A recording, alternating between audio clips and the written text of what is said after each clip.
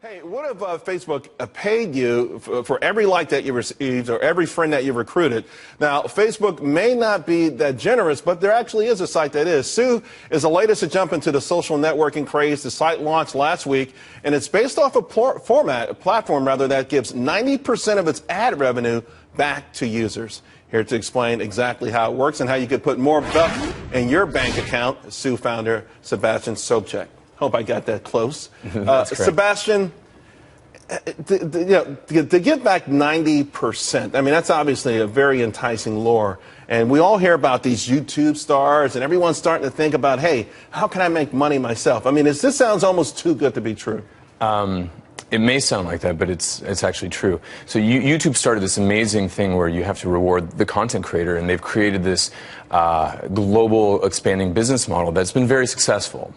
And offline, that sentiment has kind of reigned recently with kind of the federal appeals court decision regarding the NCA compensating people for their work, their likeness, and their image. And if you look at social today, it's the complete monetization of every user's content, likeness, and image that's 100% inefficient for the user.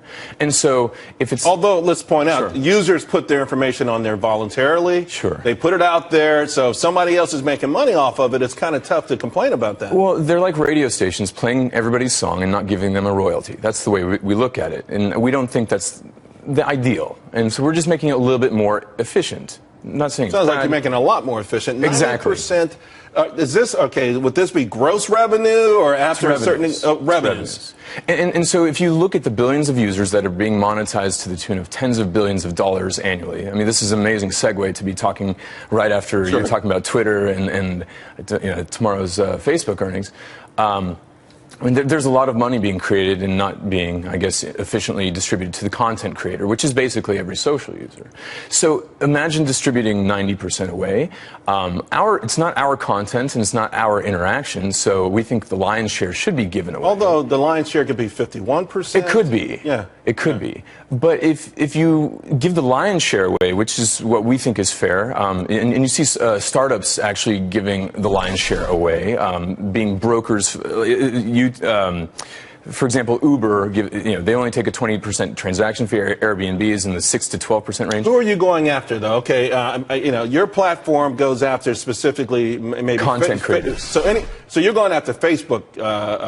You're going after Twitter. I mean, you're going after every one of these guys. How does it exactly work? I'm on your platform. Sure. What am I doing on your platform that I'm generating all of this content and all of these followers? If I could just interject one little statement, if we're giving purchasing power to all these users, which are massively distributed, we'd rather play in the financial services space, giving peer-to-peer payments, merchant services, and credit, and playing in that market, which is 10 times larger than the digital advertising and mobile advertising market. And that's how we're going to form our sustenance. Okay. Because the content creation game, it's not our content and it's not our interaction.